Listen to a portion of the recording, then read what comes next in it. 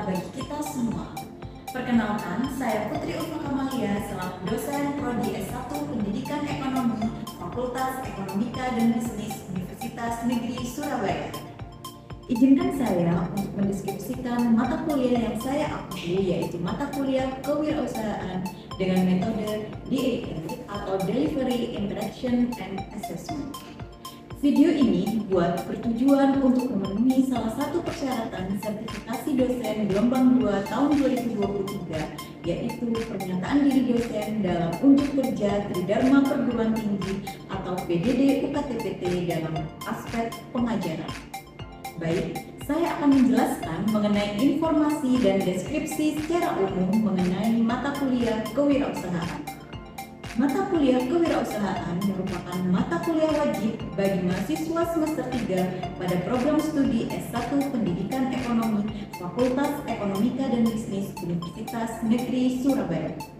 Mata kuliah kewirausahaan ini memiliki bobot sebesar 2 SKS selama 2 semester. Bahasa pengantar yang digunakan pada mata kuliah ini adalah bahasa Indonesia untuk kelas reguler dan bahasa Inggris untuk kelas internasional. Materi mata kuliah ini meliputi pembahasan konsep kewirausahaan dalam usaha menumbuh kembangkan jiwa kewirausahaan, yaitu kemampuan memotivasi diri agar mampu menangkap peluang usaha, menciptakan jasa, produksi, pemasaran, kemitraan, dan manajemen, serta mampu meningkatkan keterampilan pemecahan masalah dalam usaha.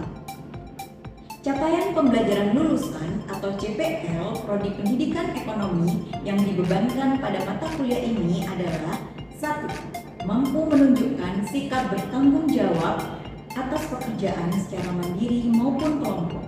2. Mampu berkomunikasi dengan baik secara lisan maupun tulisan dalam aktivitas pembelajaran. 3. Mampu memecahkan permasalahan dalam pembelajaran ekonomi secara komprehensif sesuai dengan perkembangan ilmu pengetahuan dan teknologi. Kemudian, capaian pembelajaran mata kuliah atau CPMK pada mata kuliah ini adalah yang pertama, mampu mengembangkan pemahaman dan kesadaran tentang hakikat entrepreneurship yang mencakup konsep dasar, karakteristik, serta tujuan pembelajaran entrepreneurship. Yang kedua, mampu menginternalisasi nilai dan sikap yang terkandung dalam entrepreneurship seperti etos bekerja, motif berprestasi, kemandirian, kreativitas, keterampilan pengambilan keputusan, dan sebagainya. Yang ketiga, mampu mengembangkan employability skills diri mahasiswa sebagai prasyarat dasar terbentuknya jiwa dan etos entrepreneurship.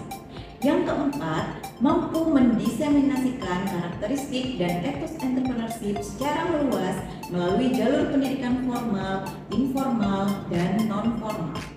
Yang kelima, bertanggung jawab atas pencapaian hasil kerja baik mandiri maupun kelompok komunikatif, apresiatif, dan partisipatif. Perkuliahan dilaksanakan dengan sistem sinkronus dan asinkronus berupa diskusi, tugas proyek, dan refleksi dengan model pembelajaran yaitu project based learning. Bentuk perkuliahan secara sinkronus dilakukan melalui tatap muka di kelas dan tatap maya di ruang virtual melalui Google Meet ataupun Zoom. Bentuk perkuliahan secara asinkronus dilakukan melalui LMS Media Universitas Negeri Surabaya. Perkuliahan kewirausahaan dilakukan selama 1 semester dengan 16 kali pertemuan termasuk UTS dan UAS. Evaluasi pembelajaran pada mata kuliah kewirausahaan diambil dari kegiatan diskusi, tugas proyek, refleksi, serta UTS dan UAS, di mana bobot penilaian tugas sebesar 30%, bobot penilaian partisipasi sebesar 20%, bobot penilaian UTS sebesar 20%, dan bobot penilaian UAS sebesar 30%, sehingga total bobot penilaian sebesar 100%. Demikian informasi yang dapat saya sampaikan mengenai mata kuliah kewirausahaan. Berikutnya merupakan cuplikan proses pembelajaran yang saya laksanakan secara sinkronus tatap maya melalui Zoom pada pertemuan ketiga perkuliahan. Selamat menyaksikan. Baik, Assalamualaikum warahmatullahi wabarakatuh. Waalaikumsalam Waalaikumsalam warahmatullahi wabarakatuh, Ibu. Ya, selamat pagi semuanya. Bagaimana kabarnya hari ini?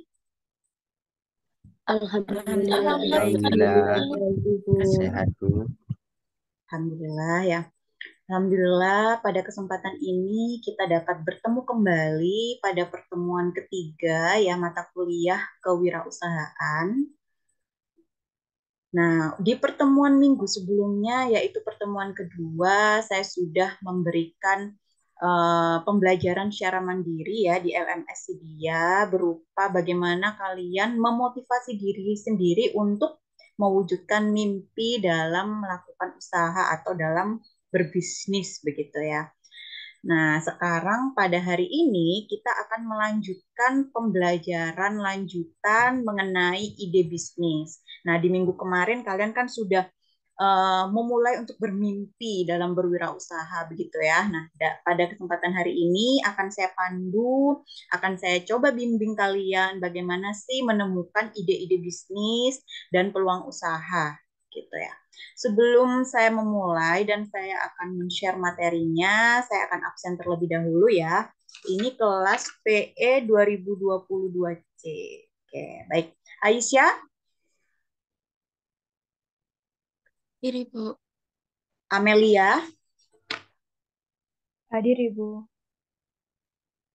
Dewi, Hadir Ibu. Nabila, Hadir Ibu. Syifaul, Hadir Ibu. Rizky Aulia. Hadir Bu. Oke, baik.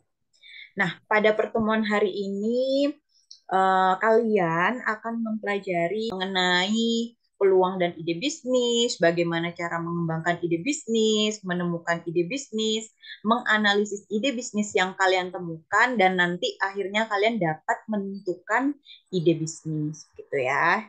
Saya akan share screen terlebih dahulu untuk materinya. Nah, materi ini bisa kalian pelajari ya karena sudah saya upload di LMS Dia ya. Jadi kalian bisa pelajari setelah perkuliahan ini begitu ya. Bisa kalian download dan kalian pelajari di LMS Dia. Ya, apakah sudah terlihat materinya? Sudah terlihat Ibu. Sudah ya. Baik, benar. Ya. Jadi materi pada hari ini pertemuan ketiga yaitu peluang usaha dan ide bisnis. Bahwa submateri yang akan kalian pelajari pada hari ini yakni menjelaskan peluang dan ide bisnis, kemudian yang kedua mengembangkan ide bisnis, kemudian yang ketiga menemukan ide bisnis, yang keempat menganalisis ide bisnis, dan yang kelima menentukan ide bisnis. Nah, sekarang nih, apa sih yang dimaksud dengan bisnis? Ayo coba. Sebelum saya memulai lebih jauh begitu ya, sebelum saya memulai lebih lanjut. Nah, di sini kita metode pembelajarannya menggunakan pembelajaran secara langsung dan sharing begitu ya. Nah, sekarang coba siapa sih yang mungkin ingin mengemukakan pendapat? Ada Mas Bintang. Ya, silakan Mas Bintang. Gerhaniko Bintang. Oke Bu, terima kasih atas waktunya. Jadi menurut saya bisnis itu sebuah proses perdagangan yang melibatkan beberapa orang dan berbentuk struktural serta bukan menjual, serta melibatkan jual beli barang atau jasa yang di dalamnya pastinya ada uang dan nggak cuma mencari keuntungan sih Bu, lebih ke relasi, ada juga kerugian. Tapi kalau untuk keuntungan itu bukan cuma bisnis gitu. Terima kasih. Ya, sama-sama Mas Bintang. Menurut Mas Bintang, bisnis itu terdiri dari berbagai pihak begitu ya. Kemudian yang didapatkan itu bukan hanya keuntungan, mungkin bisa relasi dan lain sebagainya. Coba kita simak pengertian bisnis.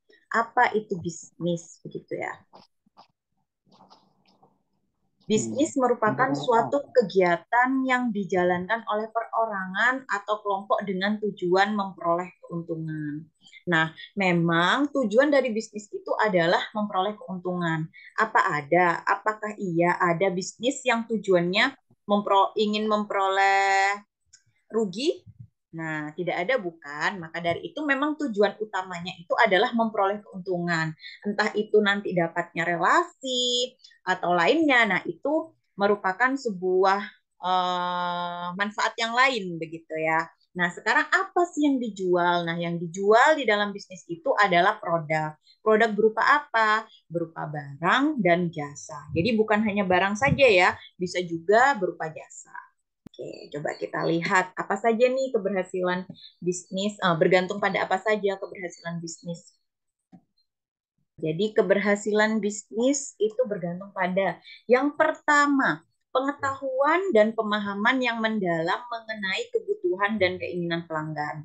Nah, jadi mulai sekarang mindset kalian dalam berbisnis itu bukan mengenai produk apa yang bisa kalian buat ya. Jadi dalam berbisnis itu kita harus memenuhi kebutuhan dan keinginan pelanggan. Jadi kalian itu membuat produk yang sesuai dengan kebutuhan dan keinginan pelanggan, bukan membuat produk yang bisa kita produksi gitu ya. Kemudian yang kedua, pengetahuan dan keterampilan pemilik usaha ya. Kemudian yang ketiga, kemampuan pemilik usaha untuk mengidentifikasi dan menjajaki peluang bisnis yang ada. Yang keempat, keadaan keuangan pemilik usaha. Nah, saya coba contohkan secara real nih. Misalnya saya ingin berbisnis bros untuk hijab begitu ya. Nah, kalau misalnya seperti itu kan merupakan keinginan saya pribadi ya. Nah, jadi belum bisa dikatakan ide bisnis yang nantinya akan berhasil kalau itu hanya memenuhi keinginan wirausaha itu sendiri. Tapi harus disesuaikan. Nah, saya cari tahu dulu nih. Saya cari tahu dulu apakah pelanggan itu membutuhkan bros hijab itu tadi. Oh, ternyata setelah saya survei gitu, ternyata mereka butuh bros untuk hijab. Oke, berarti bisa nih saya memproduksi bros untuk hijab. Nah, namun keinginan mereka atau keinginan pelanggan itu bentuk brosnya itu yang simple gitu. Nah, kita ya harus menyesuaikan dengan kebutuhan dan keinginan pelanggan. Nah, jadi dari sekarang coba kalian mindset-nya itu dalam berbisnis itu merupakan produk untuk memenuhi kebutuhan dan keinginan pelanggan, bukan membuat produk yang kita bisa begitu, ya. Nah, sekarang nih, jenis-jenis usaha apa saja yang bisa dijadikan peluang usaha, ya kan? Karena kalian sebagai newbie begitu ya, wirausaha yang masih baru.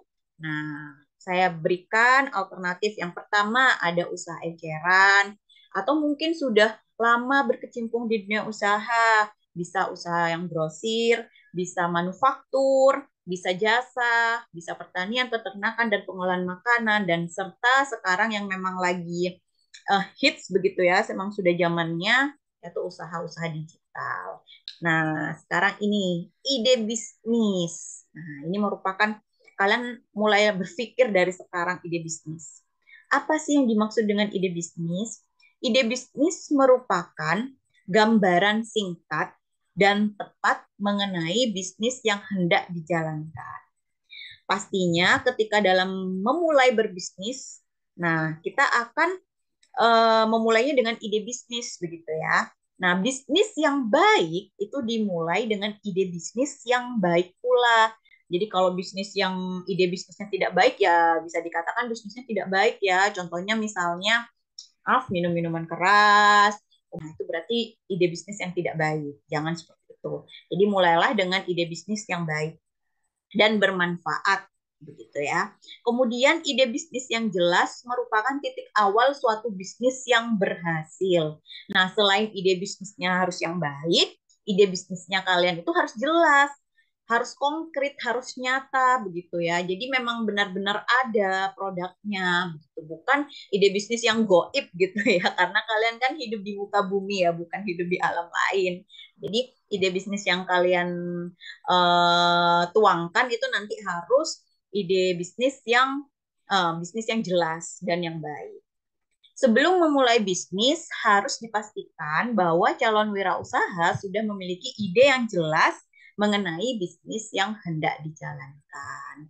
Nah, dari sekarang kalian coba berpikir mengenai ide bisnis kalian, ide bisnis yang baik, ide bisnis yang jelas. Karena apa? Karena output di akhir mata kuliah kewirausahaan ini adalah kalian membuat bisnis plan ya atau rencana usaha. Nanti di pertemuan kelima ya, kita akan identifikasi ide bisnis yang telah kalian temukan, dan nanti saya akan coba gabungkan untuk ide bisnis yang hampir sama begitu ya untuk menjadi suatu kelompok, dan nanti di pertemuan ke-6, pertemuan ke-7 itu kita akan memulai bisnis plan tapi dengan konsep yang sederhana terlebih dahulu menggunakan BMC ya, bisnis model kanvas, dan nanti setelah UTS kalian baru akan memulai bisnis plan secara real gitu, secara sungguh-sungguh. Dan pertemuan keempat minggu depan masih saya akan jelaskan secara teori terlebih dahulu tentang etika bisnis. Nah, pertemuan hari ini benar-benar fokus untuk mencari ide bisnis. Nah, coba ini saya akan tampilkan case study gitu ya, studi kasus. Ibnu lahir di desa Rejoso. Sejak kecil ia suka membuat berbagai hal dari barang-barang bekas, berupa kaleng, botol, dan lain-lain yang ditemukan di jalan atau diperoleh dari teman-teman dan tetangga. Ibnu sering membuat hadiah untuk ibunya dari barang-barang bekas tersebut. Saat berusia 16 tahun, Ibnu pergi meninggalkan rumah karena bekerja di bengkel tukang kayu yang letaknya 30 km dari Rejoso. Selama 5 tahun, Ibnu belajar untuk membuat barang dari kayu. Pelanggan dan pemilik bengkel puas dengan hasil kerjanya. Sayang sekali pemilik menutup bengkelnya. Ibnu kemudian bekerja di toko makanan selama 1 tahun. Ibnu kembali ke desanya karena panggilan keluarga. Ibnu berpikir untuk memulai bisnis sendiri, namun belum punya ide mengenai apa dan di mana bisnisnya bisa dimulai. Nah, sekarang pertanyaannya, jika Anda menjadi Ibnu, ide usaha apa yang ada di benak Anda? Coba silakan raise hand. Mas Bintang nih, Mas Bintang silakan. Oke, makasih Bu waktunya. Mungkin kalau aku jadi Ibnu tuh ada dua kemungkinan. Yang pertama itu membuka mebel. Tapi membuka mebel ini dengan harus modal yang gede ya Bu. Jadi kita punya opsi kedua yaitu di bagian kuliner makanan. Biasanya kuliner makanan ini dengan modal yang lebih kecil daripada membuka mebel. Karena kan pengalaman Ibnu kerja setahun ada di makanan ya Bu. Di bidang pengolahan pasti lebih gampang dan ini posisi Ibnunya ada di desa kan. Jadi mungkin bahannya lebih gampang dicari dan lebih murah gitu Ibu. Oke, baik. Terima kasih ya Mas Gerhaniko Bintang, langsung diborong semua nih jawabannya. Nah, terima kasih ya Mas Bintang ya sudah memberikan jawabannya. Nah, dari sini bisa diambil simpulan begitu ya, bahwa untuk menemukan ide bisnis itu bisa dilihat dari pengetahuan, pengalaman yang ada. Nah, coba sekarang kita next ya untuk menggiring kalian agar lebih bisa menemukan ide bisnis nanti. Nah, ini falsafah bisnis ya. Jadi jangan kita menjual hanya berorientasi pada apa yang bisa kita buat, tapi buatlah suatu produk atau jasa yang bisa kita jual. Karena seperti di awal tadi, bahwa dalam berbisnis itu kita memenuhi kebutuhan atau keinginan pelanggan, bukan memenuhi kebutuhan dan keinginan kita sebagai wirausaha atau pebisnis itu tadi, gitu ya. Jadi ini ya, falsafah dalam bisnis. Menemukan ide-ide bisnis yang bagus. Ide bisnis itu ada di mana-mana. Namun ide ini harus sesuai dengan kebutuhan atau keinginan dan daya beli pelanggan. Itu yang harus diutamakan ya. Ide bisnis ditemukan melalui pemikiran yang positif dan kreatif. Sumber ide, sumber daya yang tersedia di daerah tertentu. Jadi kalian coba cari tahu begitu ya, sumber daya apa yang tersedia di daerah kalian tapi belum termanfaatkan dengan baik. Nah, itu bisa dimunculkan menjadi ide bisnis kalian. Sesuai dengan kebutuhan, kegiatan kalian apa, minat, hobi. Nah, itu banyak sekali sumber-sumber ide. Cuma mungkin kita yang terlalu cuek, mungkin kita yang terlalu tidak peka dengan lingkungan sekitar, atau mungkin kita yang terlalu berada pada comfort zone atau zona nyaman gitu. Jadi kita males gitu. Buat apa sih aku melakukan bisnis? Wong aku sudah nyaman dengan dunia aku yang sekarang gitu. Daftar ide bisnis. Nah, sekarang ketika kalian sudah mengikuti perkuliahan bersama Bu Putri, mungkin di benak kalian sudah ada nih ide-ide bisnis ya. Karena kalian juga sudah melihat kualitas pribadi kalian sendiri, bisa dari kekuatan serta kelemahan di diri kalian. Nah, pusatkan ide-ide bisnis sesuai dengan kualitas yang kalian miliki. Langkah selanjutnya, menyusun suatu daftar ide bisnis sebanyak-banyaknya. Karena nanti kita akan belajar untuk menganalisis dan menentukan ide bisnis yang terbaik. Anda bisa menemukan lebih banyak ide-ide melalui dua teknik. Yang pertama, mendengarkan orang-orang yang berpotensi menjadi pelanggan Anda atau calon pelanggan. Yang kedua, menyelidiki lingkungan Anda. Nah, jadi pikirkan orang-orang yang tinggal di lingkungan Anda dan barang atau jasa yang benar-benar mereka inginkan namun tidak tersedia. Nah, kalian coba peka terhadap calon pelanggan di sekitar kalian. Kemudian bagaimana pengalaman Anda sendiri sebagai pelanggan? Pernahkah Anda mencari suatu barang seharian dan tidak memperoleh dimanapun juga? Nah, itu bisa kalian jadikan ide bisnis, peluang usaha. Ternyata saya mencari barang ini tuh tidak ada, Bu. Nah, itu bisa kalian jadikan peluang usaha kalian. Kemudian yang kedua, menyelidiki lingkungan Anda. Mungkin masih ada beberapa kesempatan yang tersembunyi dari menemukan SDM yang belum dimanfaatkan, menemukan sumber daya alam, barang-barang yang dapat didaur ulang, sektor layanan publik di mana Anda bisa mengerjakan sesuatu, kemudian sektor swasta di mana Anda bisa mengerjakan sesuatu. Persaingan dengan produk asing. Ini kalau sudah lingkupnya besar ya. Kemudian kalian juga bisa menggali sumber-sumber informasi dari internet, pameran, buku-buku, dan lain-lain. Nah, dari pilihan-pilihan dari daftar ide bisnis kalian, saya mintakan sebanyak-banyaknya. Dan nanti kalian bisa menganalisis, pilih 3 yang terbaik. Nah, cara mencari atau menentukan 3 ide terbaik, yang pertama dimulai dari pilih ide yang konkret atau nyata. Jadi bagaimana Bu caranya? Ya kalian harus bisa menjawab 4 pertanyaan dasar itu terkait produk kalian. Bila Anda tidak bisa menjawab atau kesulitan, berarti ide tersebut belum didefinisikan dengan baik. Coret ide itu dari daftar ide kalian, eliminasilah gitu ya, keluarkan ide tersebut. Kemudian yang kedua, pilih ide paling mudah untuk dipasarkan. Apakah masing-masing ide memiliki pasar yang menjanjikan? Pastikan Anda bisa menangani persaingan. Keluarkan ide bisnis yang sulit dipasarkan. Apabila ide bisnis tersebut kalian merasa, aduh sulit nih untuk dipasarkan karena tidak menemukan pelanggan dan lain sebagainya, ya coret. Eliminasilah ide bisnis kalian itu. Kemudian yang ketiga, pilih ide yang cocok. Dari sisa ide yang ada, ide yang mana yang tidak sesuai dengan pribadi Anda. Nah, dicoret aja, eliminasi, karena itu akan menimbulkan masalah nantinya kalian dalam berbisnis. Kemudian selanjutnya, pilih ide yang berisiko kecil. Coba bayangkan Anda akan menjalankan masing-masing ide yang ada. Apakah Anda akan mudah memperoleh informasi sumber dana, SDM, lokasi, bahan baku, peralatan, dan lain sebagainya. Nah, kalau misalnya kalian mendapatkan kesulitan atau hambatan, eliminasilah ide tersebut. Kemudian selanjutnya, pilih ide yang dapat bertahan. Dari sisa ide yang ada, mana yang kemungkinan bisa bertahan beberapa tahun. Pilih ide yang menurut Anda dapat bertahan beberapa tahun. Nah, maka dari itu, karena saya pengen minta 3 ide yang terbaik, maka kalian harus membuat lebih dari 3 ide ya, sebelum kalian menganalisis dan mengevaluasi dengan cara yang sudah saya jelaskan tadi.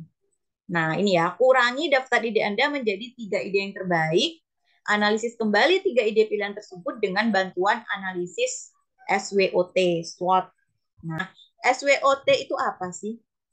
S itu kan strength, kekuatan. W itu weakness, kekurangan. O, opportunities itu peluang. T itu threats, ancaman. Nah, strength dan weakness itu berasal dari dalam. Sedangkan opportunities dan threats itu berasal dari luar. Faktor-faktor yang mempengaruhi dari luar atau eksternal. Baik, sampai di sini materi pada hari ini. Apakah ada yang ingin ditanyakan terkait ide bisnis? Silakan. Oh, ini Mbak Sana mau bertanya, silakan atau mau sharing. Ibu izin bertanya lah, ketika kita mau membuka usaha kan dibutuhkan dana ya Bu lah. Semisal kita itu memang benar-benar keterbatasan dana dan semisal mau buat produk kan juga harus uji coba dulu Bu. Nah, untuk dari Ibu sendiri untuk solusi hal pendanaan ini tuh bagaimana ya Bu? Apakah ada solusi yang lain? Terima kasih. Ya, sama-sama Mbak Sana. Nah, terkait pendanaan ya. Nah, tadi di awal itu kan ketika kita melakukan berbisnis itu ada di slide itu perhatikan kondisi keuangan si wirausaha itu tadi. Nah, kalau misalnya modalnya masih belum mumpuni, saya belum contohkan tadi ya, misalnya membuat bros ya, bros hijab dengan kain panel. Kalau misalnya kondisi keuangannya hanya cukup untuk membuat 10 pieces, ya udah jalani aja. Nanti sambil lalu bertahap begitu karena semuanya itu tidak bisa langsung sukses gitu, harus dimulai dari nol. Kalau ternyata mungkin masih minim sekali begitu, nah carilah partner karena dibutuhkan tadi untuk menjadi pengusaha kan ada 6M itu tadi ya, man, money.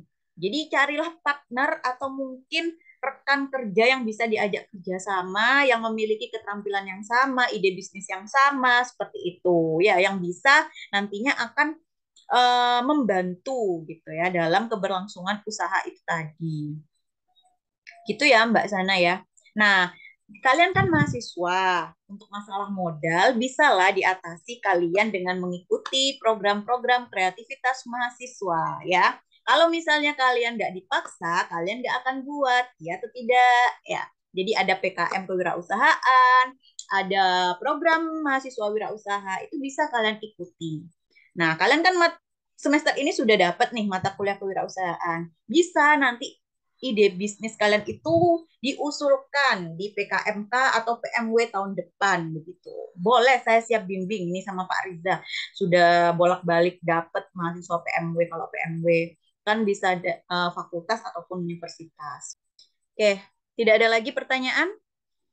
Kalau tidak ada lagi pertanyaan, materi pada hari ini mengenai peluang usaha dan ide bisnis saya rasa cukup ya. Tugas kalian yaitu mulai dari sekarang mencatat seluruh ide-ide bisnis yang ada di benak kalian, yang terfikirkan ketika kalian di mana saja. Mulai dari sekarang ya, bisa kalian catat di buku diary atau buku catatan pribadi kalian atau mungkin di catatan handphone kalian begitu ya. Jadi nanti ketika pertemuan kelima nanti bisa diidentifikasi bersama-sama 3 ide yang terbaik. Saya rasa cukup untuk pertemuan pada hari ini. Semoga ilmunya dapat bermanfaat. Kurang lebihnya saya mohon maaf. Terima kasih atas partisipasinya. Wassalamualaikum warahmatullahi wabarakatuh. Waalaikumsalam. Warahmatullahi Terima kasih, Bu. wabarakatuh.